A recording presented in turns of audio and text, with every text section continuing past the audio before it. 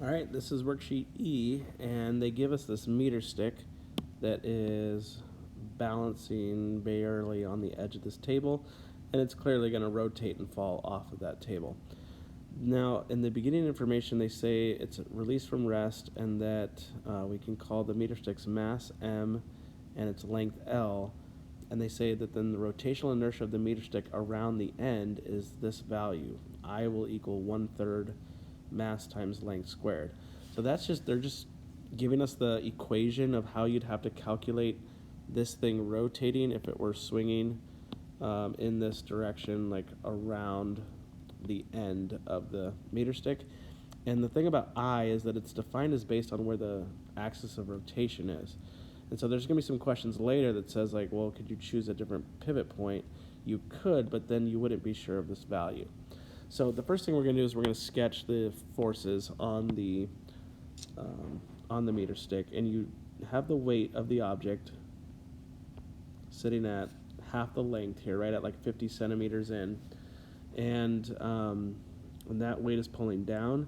But also you'll have a normal force pushing up from the table against that ruler, and you know the normal force is there because the thing is going to rotate. If the normal force wasn't pushing up, this meter stick would just fall straight, but there's something in the way, and that table in the way is going to have to push up into the meter stick as it's trying to fall.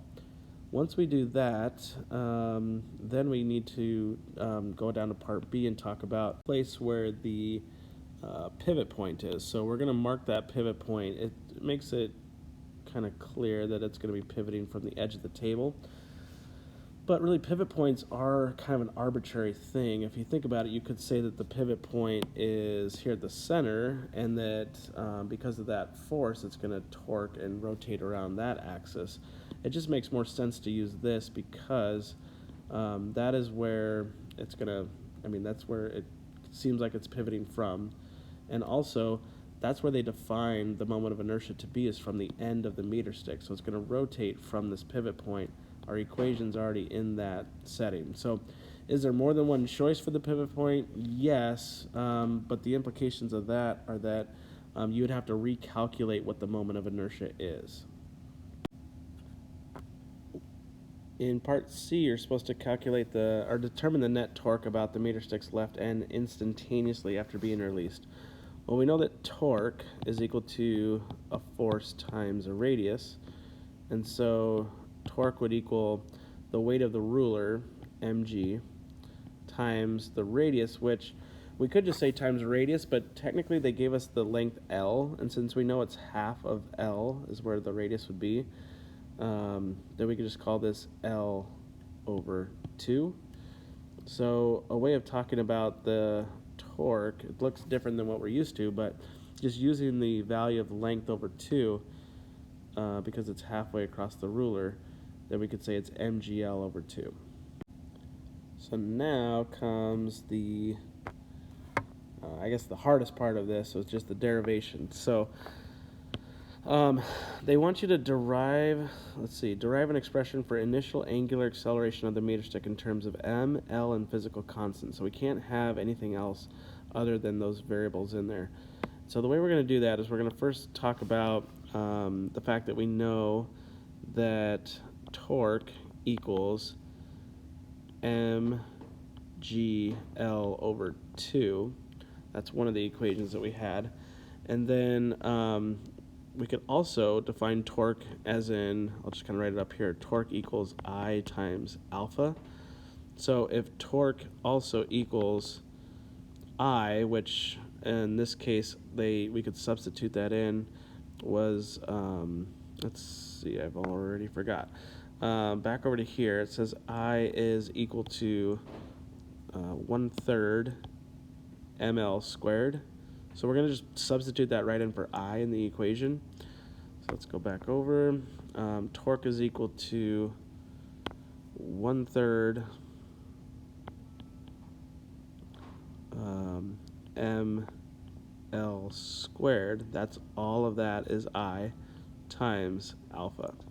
So those two equations we can really just set equal to each other now and solve. And so since torque is equal to torque, this last part's going to be setting mgl over 2 equal to 1/3 ml squared.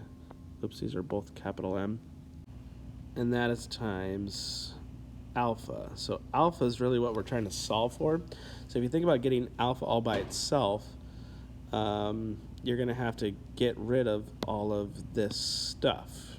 And so I'd start going through and canceling what you can. I see that there is length there and length squared here, so that's just going to leave one length on that side. Your masses actually cross out. You have mass on both sides of the equation.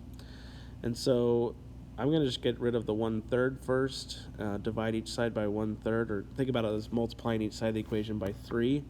So I end up with like 3g over 2 is equal to L times alpha. And then getting alpha all by itself, I need to divide each side by L. And so I end up with 3g over 2L is equal to alpha. Now, as far as the steps go, you could just fill in your explanation of, what these things are, what you did along the way.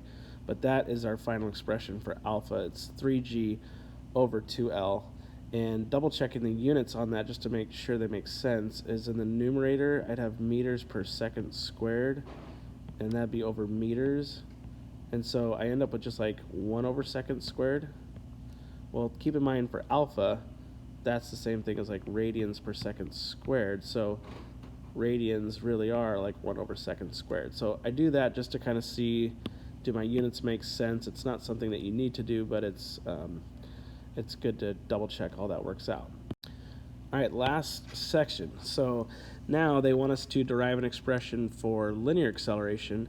And keep in mind from large group, linear acceleration, linear, I just write a T for like translational acceleration, is equal to r, the radius, how far away you are from a pivot point, times the alpha value. Well, we just wrote an expression for alpha up above. Alpha equaled 3g over 2L. And so, or you can think about it like 3/2 g over L. And so if we really break down what radius is, it was of this beam. When we're talking about like the radius away, well, that's the entire length of the board. So the radius away from that pivot point is what they're discussing. And so if you're talking about a penny placed out here, that would be at a radius away that would be defined as L in our problem. So this actually just becomes L times alpha.